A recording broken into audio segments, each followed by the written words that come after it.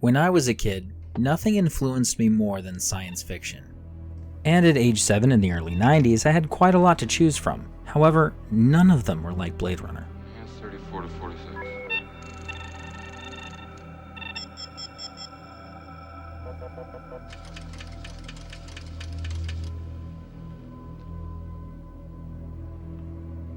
Pull back. Wait a minute. Go right. Stop. Enhance 5719. Track 45 left. Stop. Enhance 15 to 23.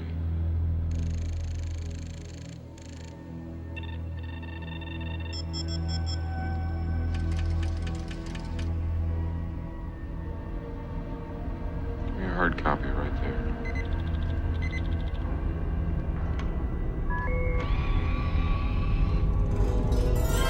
This film taught me the importance of world building, characters, and ideas.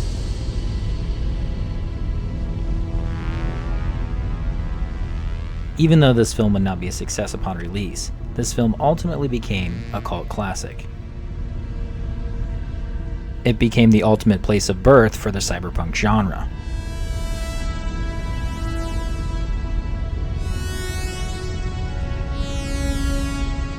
Now I understand that this film is massively important to the film industry, but I want to talk about why it's important to me, and how it taught me that cinematography, music, and character development and world building all came together to be the most unique art house film in the history of cinema.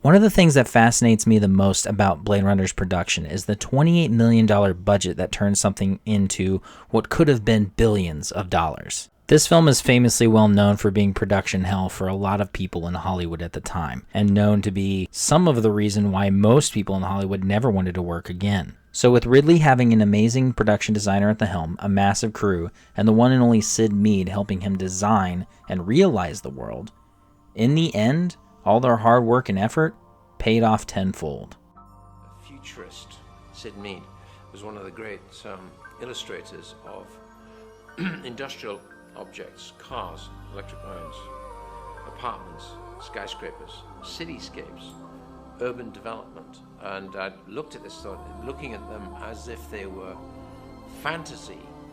Now, Sid was actually a great preview on where we've gone now in Tokyo. I've just been Shanghai. In Shanghai, certainly, the way the urban development is going, Sid absolutely had it nailed. We have a limited budget. I can't make things like Stanley took at the time. I think 2001 for the time was expensive, but he'd actually made everything, include the centrifuge wheel, and it all worked. And I would never have the budget to do that.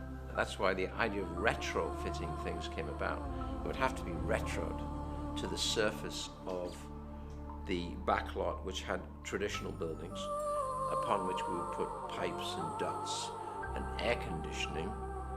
And one famous architect, years later, stopped me, brought me to his offices, was rather superb offices in London, and said to me, we run Blade Runner about once a month, because he said, when I saw Blade Runner, the evolution of the beauty and technology suddenly became very apparent, which is where the building and where the guts on the outside, and the guts become part of the decoration. And so that's the way we've gone with Blade Runner. So it was by necessity we actually kind of started designing that way. What I love the most about Blade Runner's production is that they decided to turn the city into a full-fledged character itself. Right down to the details of watching everybody live in their day-to-day lives down on ground level.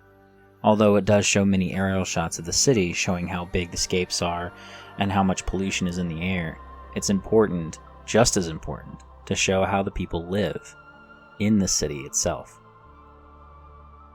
And even though the filmmakers created a character with the city itself, they never once forget about the main characters, the ones we go on the journey with.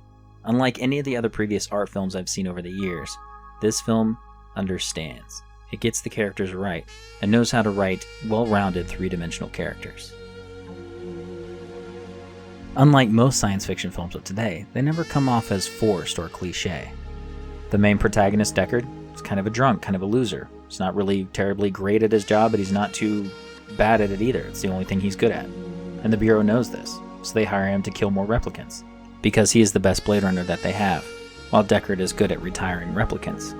He's not so good at gaining control over his own life. In the character of Rachel, she is also lost and out of control. Upon discovering the news that she in fact is a replicant, she doesn't know how to take the news. She doesn't understand if the memories inside her brain are actually her own or more of Tyrell's niece's. It isn't until she goes to Deckard's apartment that she attempts to look like an individual. But it's Deckard that sparks the catalyst to making her feel like one, in this beautifully shot and poignant scene.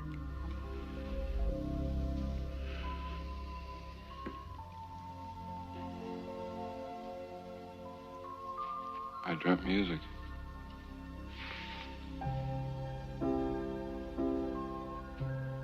I didn't know if I could play. I remember lessons. I don't know if it's me or Tyrell's niece.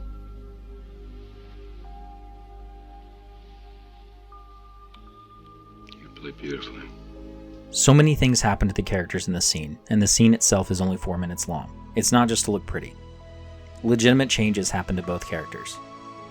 On one hand, Rachel allows herself to be an individual, and possibly start new memories on her own life by accepting Deckard's kiss, making new memories and new thoughts, changing her life around.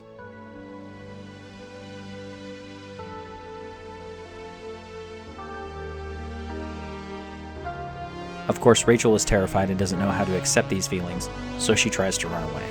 Deckard doesn't allow her to leave. This is the first time Deckard takes control in his life and tries to make a change. Rachel helps him change and takes some form of command in his own life to making a move on somebody that he knows not too much about. But he feels some kind of weird cosmic attraction to her. And ultimately, Rachel can end up resisting.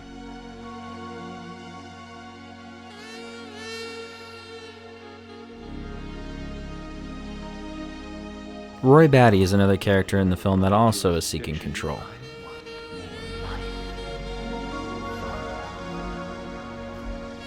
In his journey to find out how long he has till death and why his creator, Tyrell, has created him to be so fragile, Deckard finds him and they end up clashing in one of the film's final scenes. It is in this moment on the roof, in the confrontation with Deckard, that Roy learns the true importance of life, even in his own inevitable death. By sparing Deckard from dying, Roy Batty also gains control by choosing to let Deckard live.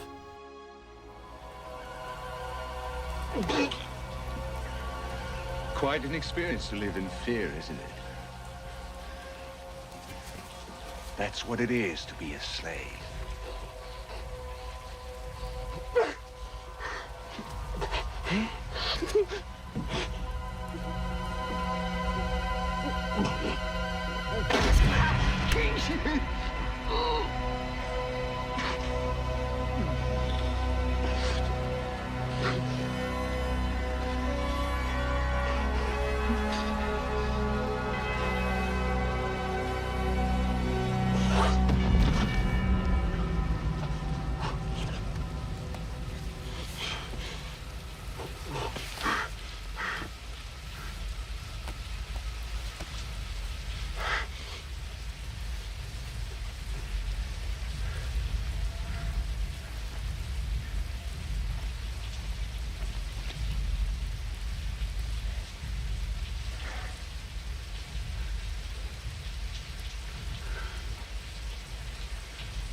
I've seen things you people wouldn't believe.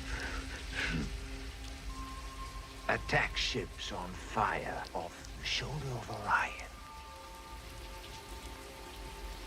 I watched sea beams glitter in the dark near the 10-house gate.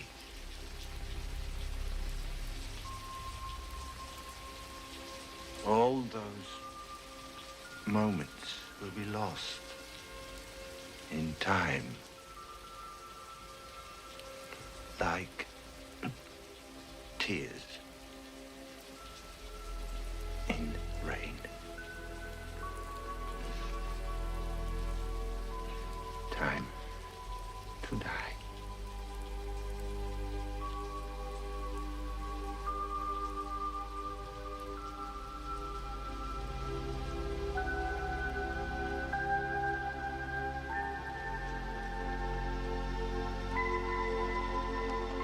Blade Runner is more than just a film. It is an experience.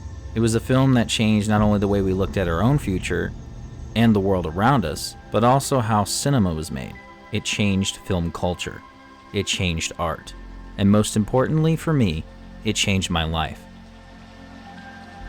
This is why Blade Runner is my favorite film of all time.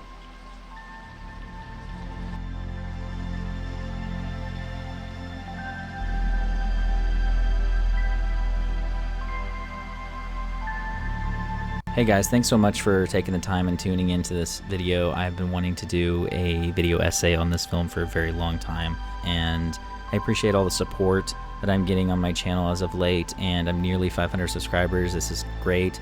So I hope to come back for a 500 subscriber video special and more content on the way, hopefully. Thank you so much, and see you later, Misfits.